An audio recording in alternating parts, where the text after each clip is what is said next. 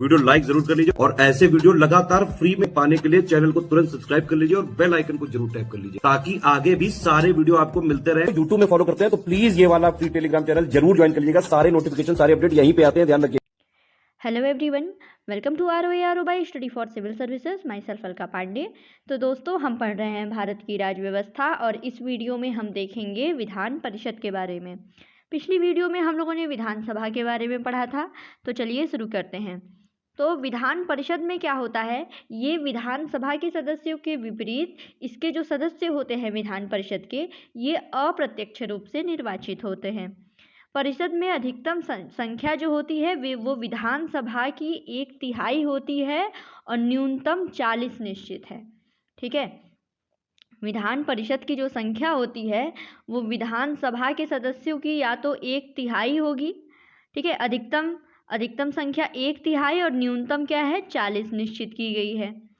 इसका मतलब क्या होता है कि जो परिषद की संख्या होती है वो विधानसभा के आकार पर निर्भर करती है और ऐसा सुनिश्चित करने के लिए किया गया है प्रत्यक्ष निर्वाचन सदन सभा का प्रभुत्व राज्य के मामलों में बना रहे। ठीक है, ऐसा इसलिए किया गया है कि जो प्रत्यक्ष निर्वाचन सदन है सभा, इसका प्रभुत्व राज्य के मामलों में बना रहे। तो संख्या का मतलब समझ में आ गया होगा कि इसकी अधिकतम न्यूनतम संख्या तय कर दी गई है, जिसका वास्तविक संख्या का निर्धारण संसद के द्वारा किया जाता है। ठीक है, तो विधान परिषद की संख्या का मतलब इसमें जो अधिकतम संख्या बता दिया मैंने कि पहले तो इसके जो सदस्य होते हैं वो अप्रत्यक्ष रूप से निर्वाचित होते हैं।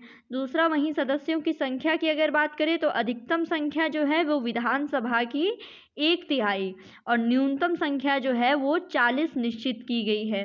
ठीक है, तो इसका मतलब क्या है कि विधान परिषद की जो संख्या है वो विधानसभा के आकार पर निश्चित करती है। ठीक है, और वास्तविक संख्या का निर्धारण जो है वो संसद के द्वारा किया जाता है। ठीक है, तो अब निर्वाचन पद्धति देख लें। निर्वाचन पद्धति क्या है, विधान परिषद के कुल सदस्यों में से जो 1/3 सदस्य हैं वो स्थानीय निकायों जैसे आपके नगर पालिका, जिला बोर्ड आदि के द्वारा चुने जाते हैं। 1/12 जो सदस्य हैं वो राज्य में रह रहे 3 वर्ष से स्नातक लोग निर्वाचित करते हैं। 1/12 सदस्यों का निर्वाचन 3 वर्ष से अध्यापन कर रहे लोग चुनते हैं। ये अध्यापक माध्यमिक स्कूलों से कम के नहीं होने चाहिए। ठीक है, 1/3 सदस्यों का चुनाव विधानसभा के सदस्यों के द्वारा किया जाता है। बाकी बचे सदस्यों का नामांकन राज्यपाल के द्वारा उन लोगों के बीच से किया जाता है जिन्हें साहित्य, कला, ज्ञान, सहकारिता आंदोलन, समाज सेवा का विशेष ज्ञान और व्यवहारिक अनुभव हो। ठीक है, तो ये देखिए सदस्य देख लिया। ठीक है, निर्वाचन पद्धति, एक तो पहले अप्रत्यक्ष रूप से निर्वाचित होंगे, 1/3 जो है स्थानीय निकायों के द्वारा चुने जाते हैं। उसके बाद 1/12 कहाँ से चुने जाते हैं, जो 3 वर्ष से स्नातक लोग निर्वाचित करते हैं। 1/12 सदस्यों का निर्वाचन 3 वर्ष से अध्यापन कर रहे लोग चुनते हैं, लेकिन इसमें क्या है कि जो अध्यापक होंगे वो माध्यमिक स्कूलों से कम के नहीं होने चाहिए। बाकी 1/3 का चुनाव विधानसभा के सदस्यों के द्वारा होता है और इनके अलावा फिर जितने बचते हैं वो राज्यपाल जो है उनको चुनता है और वो उन लोगों को साहित्य, ज्ञान, कला, सहकारिता, समाज सेवा, सिविल सेवा, इन सब का विशेष ज्ञान और व्यवहारिक अनुभव हो। ठीक है, अब आगे देखें तो इस तरह विधान परिषद के कुल सदस्यों में से 5/6 सदस्यों को अप्रत्यक्ष रूप से चुनाव होता है और 1/6 को राज्यपाल नामित करता है। ठीक है, सदस्य जो है वो एकल संक्रमणीय मत के द्वारा समानुपातिक प्रतिनिधित्व प्रणाली के माध्यम से चुने जाते हैं। राज्यपाल द्वारा नामित सदस्यों को किसी भी स्थिति में अदालत में चुनौती नहीं दी जा सकती है। ठीक है, तो इतना तो समझ में आ गया कि कहाँ से निर्वाचन पद्धति क्या है, स्थानीय निकायों से स्नातक लोग, अध्यापन कर रहे लोग और विधानसभा के सदस्यों द्वारा चुनाव होता है। तो ऐसे जिनका अप्रत्यक्ष रूप से चुनाव होता है वो तो हो गए 5/6। बाकी जो मनोनीत किए जाते हैं जिन्हें साहित्य, ज्ञान, कला, सहकारिता आंदोलन, समाज सेवा, इन सब का ज्ञान हो, व्यवहारिक अनुभव हो, वो होते हैं 1/6। और वो जो 1/6 राज्यपाल के द्वारा नामित किए जाते हैं उनके पास पावर होती है कि किसी भी स्थिति में उनको अदालत में चुनौती नहीं दी जा सकती है। ठीक, अब आगे और डिटेल में देखते हैं कि राज्यसभा की तरह, ठीक है, राज्यसभा की तरह विधान परिषद जो होता है एक सतत सदन है, यानी स्थायी अंग जो विघटित नहीं होता है। ठीक है, हमने पीछे पढ़ा था आर्टिकल 169, फिर से पिछले वीडियो में जाके रिवाइज कर लीजिएगा। लेकिन 1/3 सदस्य जो दूसरे वर्ष सेवानिवृत्त होते रहते हैं, इसलिए एक सदस्य जो है वो 6 वर्ष के लिए सदस्य बनता है।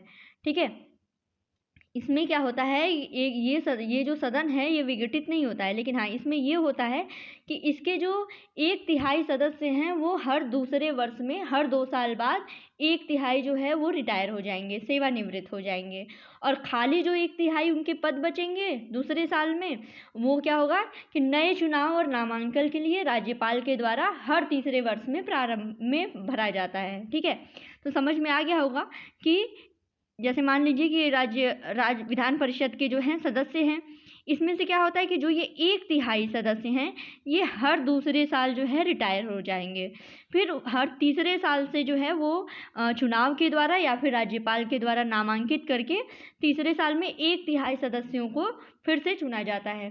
फिर जो अगले 1/3 सदस्य हैं वो फिर रिटायर हो जाएंगे। तो ऐसे ऐसे करके ये प्रोसेस चलती रहती है। 1/3 सदस्य हर 2 साल पे रिटायर होते हैं और फिर 1/3 सदस्यों का पुनर्चुनाव दोबारा फिर से उनको नामांकन उनका किया जाता है। और जो सेवानिवृत्त सदस्य होते हैं, ठीक है, ये पुनर्चुनाव और दोबारा नामांकन हेतु योग्य होते हैं। ऐसा नहीं होता है कि एक बार कोई अगर विधान परिषद का सदस्य बन गया तो फिर से नहीं सदस्य बन सकता है, वो पुनः दोबारा भी सदस्य बन सकता है, वो पुनर्चुनाव और दोबारा नामांकन हेतु योग्य होते हैं। फिर अनुच्छेद 171 में बोला गया है कि विधान परिषदों के गठन का प्रावधान किया जाता है, जिसमें 6 राज्य जो मैंने बताया था कि आंध्र प्रदेश, बिहार, महाराष्ट्र, कर्नाटक, तेलंगाना और उत्तर प्रदेश, इसमें विधान परिषदों का अस्तित्व है। विधान परिषद एक प्रकार का स्थायी सदस्य है और सदस्यों का कार्यकाल 6 साल तक रहता है। ठीक है, 6 वर्ष तक। और 171 सब क्लॉज 1 के अनुसार बोला गया है कि विधान परिषद वाले राज्य की विधान परिषद की कुल संख्या उस राज्य की विधानसभा की कुल संख्या के 1/3 से अधिक नहीं होगी। ठीक है, तो शुरू में ही हमने पढ़ा था विधान परिषद की संख्या के बारे में, तो ये देखिए इससे संबंधित आर्टिकल है अनुच्छेद 171 सब क्लॉज 1। इसमें क्या बताया गया कि विधान परिषद की कुल संख्या जो है वो विधानसभा के कुल सदस्यों की संख्या के 1/3 से अधिक नहीं होगी और न्यूनतम संख्या जो है वो किसी भी दशा में 40 से कम नहीं होगी। ठीक है, वहीं अगर स्टेट वाइज बात करें तो उत्तर प्रदेश में विधान परिषद में सर्वाधिक 100 सदस्य हैं। ठीक है, उत्तर प्रदेश में विधान परिषद में सर्वाधिक 100 सदस्य हैं। 171 सब क्लॉज 4 के अनुसार बताया गया है कि विधान परिषद के सदस्यों का चुनाव अप्रत्यक्ष रूप से आनुपातिक प्रतिनिधित्व पद्धति के तहत एकल संक्रमणीय मत के द्वारा होता है। ठीक है, जो चुनाव का तरीका है, उनके चयन का तरीका है, ये अनुच्छेद 171 सब क्लॉज 4 में बताया गया है। अनुच्छेद 173 में क्या बताया गया कि विधानसभा और विधान परिषद यानी विधानमंडल के सदस्यों की अर्हता का इसमें विवरण किया गया है। विधान परिषद का सदस्य निर्वाचित होने के लिए 30 वर्ष की आयु आवश्यक है। ठीक है, वहीं विधानसभा में क्या था, 25 वर्ष था, विधान परिषद में क्या है, 30 वर्ष है।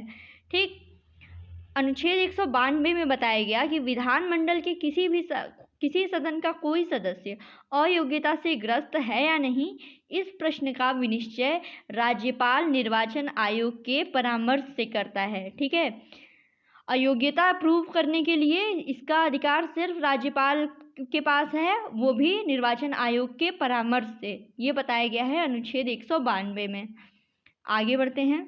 अनुच्छेद 191 क्या कहता है कि राज्य विधानसभा या विधान परिषद की सदस्यता के लिए निर्हरताएं इसमें संबंधित हैं और राज्य विधानमंडल का कोई सदस्य सदन की बैठकों की से अनुमति के लगातार 60 दिनों तक अगर अनुपस्थित रहता है तो उसकी सदस्यता समाप्त की जा सकती है। ठीक है, इसमें ये भी बात है कि राज्य विधानमंडल का अगर कोई भी सदस्य है जो सदन की बैठकों से बिना अनुमति के लगातार 60 दिनों से अनुपस्थित है तो उसकी सदस्यता को समाप्त कर दिया जा सकता है। ठीक है, तो पिछले वीडियो में हम लोगों ने देख लिया था विधानसभा, अभी देख लिया विधान परिषद। तो ऐसे ही इम्पोर्टेंट वीडियोज़ के लिए हमारे चैनल को सब्सक्राइब कीजिए। Thank you so much.